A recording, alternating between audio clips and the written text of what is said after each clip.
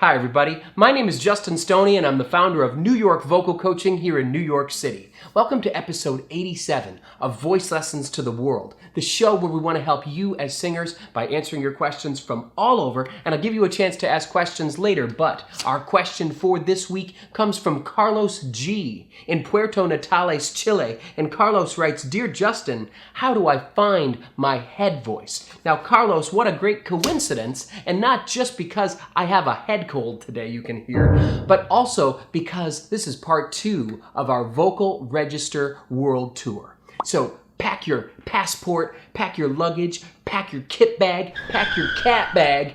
We're going on a Vocal Register World Tour.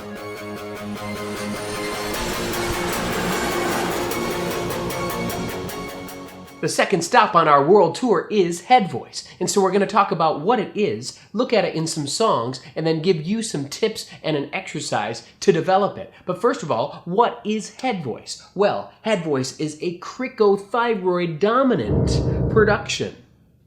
What we mean is that the cricothyroid muscle is very present in this register.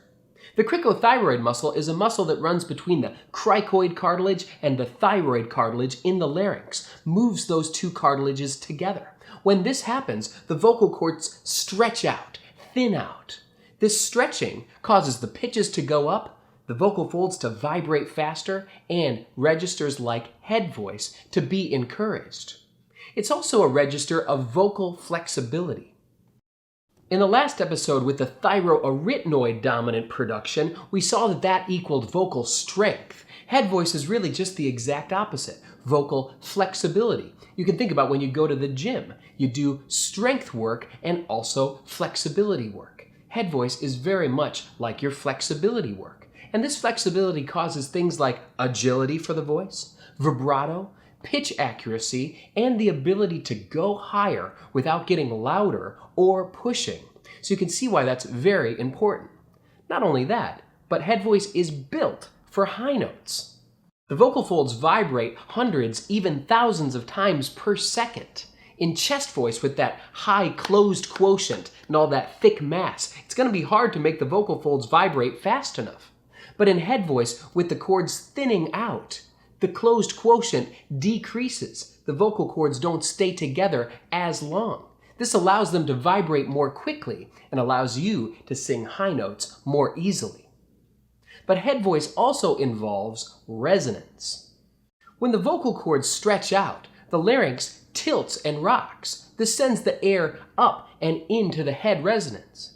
So when we feel more head resonance, we get more stretch to the cords. When we feel the air move out into the room, you get less stretch. So resonance is a key ingredient for head voice and any of the stretching that we want.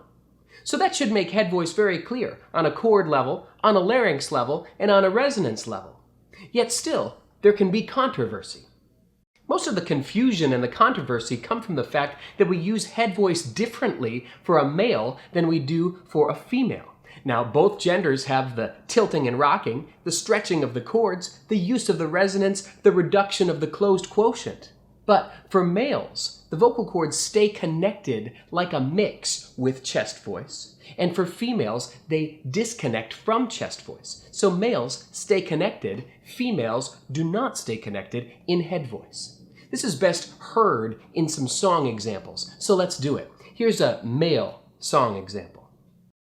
To illustrate male head voice, I chose Chasing Cars by Snow Patrol so that you could hear a very light production that's not falsetto. If I lay here, if I just lay here, would you lie with me and just forget the world? Now, I didn't do if I lay, and I didn't do if I lay, but something right in between that's very light but not disconnected. Now, what about a female head voice? A female singer singing purely in her head voice might sing a song like I Could Have Danced All Night from My Fair Lady. I could have danced all night, I could have danced all night, and still have begged for no lady. But you can hear that that's at least a passable job at a female head voice. You can also hear the difference between that and the male head voice. So now that we've heard these song examples, let's look, male or female, at some tips for developing head voice. First place we're going to start is with breathing, and we'll see that it's very different than what we saw with chest voice. It's that still small breath. In head voice, we're really going to have to mind our breath support, and you know what that means. It means don't let the rib cage collapse, don't let the upper abdominal squeeze as you exhale. You might say, Justin, if we're going to high notes and all those fast vibrations of the vocal cords happen, don't we need more breath? Well, no. That's where the CT stretch takes over, and we don't need and we should not use lots of forceful breath for head voice. Instead, it's that small breath, very different than what we talked about with chest voice. Next, let's look at the larynx. We don't want a low larynx necessarily or a high larynx. What about a wide larynx? Since head voice can be used in all styles, all larynx positions can be used. But no matter what we do, we want to have a sense of width to the larynx, sense of wideness, sense of give.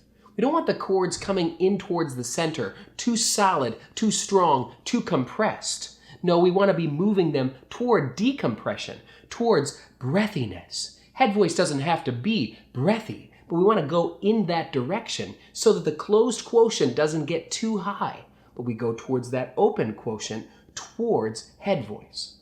Next, let's talk about the things that make you go, We talk a lot on this show about the importance of nasal resonance. It's not going to make you sound nasal. It's just going to bring the sound up into the nasal resonance and the head resonance. You can practice this on sounds like m, n, and ng, all the sounds that a guy with a cold like me has trouble with. Or you can try the vowels oo and e that bring head resonance. All of these different sounds you can practice to build the resonance that you're going to need for your head voice. We're going to do an exercise in a few minutes, but you can also practice those sounds. Next, dare to be that guy or that lady. There's a psychological component with head voice, just like there was with chest voice, but chest voice is our speaking voice, so it's a little easier to identify with. Guys, you can't always be this guy. You just can't. You got to learn how to be this guy too. If you can talk like this guy, then you learn how to do head voice. But if you talk like this guy all the time, you're never going to learn how to do your head voice. Now, ladies, you can't always be this lady. You also have to be this lady. If you're never talking like this, you don't know how to do that, then your head voice is not going to develop if you're always this lady all the time. Last, head voice is not optional. Now I know we all want to belt, we all want to mix, we all want to make strong rockin' vocal sounds. And who's got time for a head voice? Nobody. No, somebody, us, you and I. And here's why. Because head voice is our flexibility, head voice is our vocal health. It's something that you need to be practicing every single day. Just like an athlete always stretches out, you always need your head voice to be in good shape. I'm actually glad that I'm doing this episode today sick. Because since I've got my head voice worked out, it helps to protect me. I might not be feeling good, but my voice is feeling great because it can stretch right out thanks to head voice. So please promise me that you will value head voice and keep it in your daily practice. Speaking of which, we're going to move to our vocal exercise. This is going to be VWOHM, VWOHM, on a 6-4-4-1 slide. It sounds like this. VWOHM, VWOHM. So the V is for that small breath, the O is for that tilt and stretch, and the M is for that resonance. Now this is going to be guys and ladies together. Ladies, start off in a light mix and then go to head voice. Guys, start off in head voice and then if it gets too high, go to falsetto. Here we go together with VWOHM. VWOHM, VWOHM. That's right. Beautiful. Correct. VWOHM, VWOHM. Good for you. That's it. Small breath. And feel that stretch. Excellent. VWOHM, VWOHM.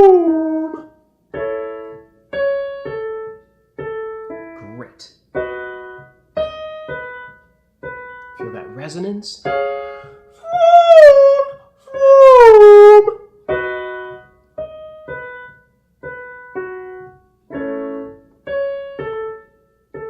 Good stuff. And small breath. That's it.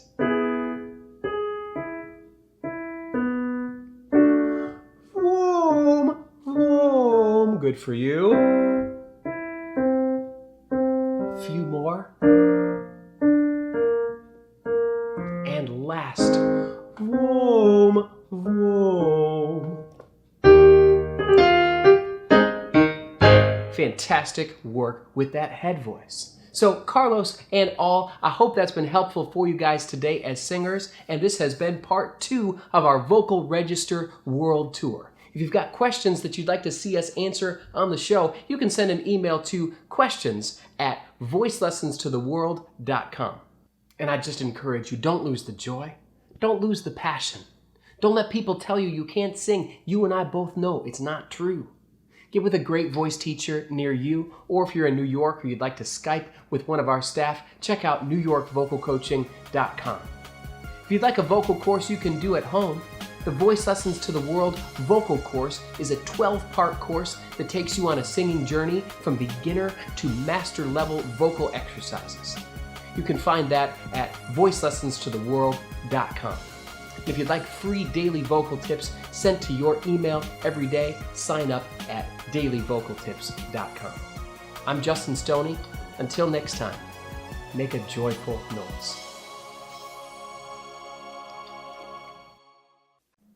I could have slept all night, I could have slept all night, and still slept some more. Question for this week comes from Matthew M. in San Diego, California. And Matthew writes, get this. Dear Justin, I'm learning how to sing to propose to my girlfriend. Because we get questions all the time on vocal registers. And this question is going to inspire a new 5-part series on vocal registration.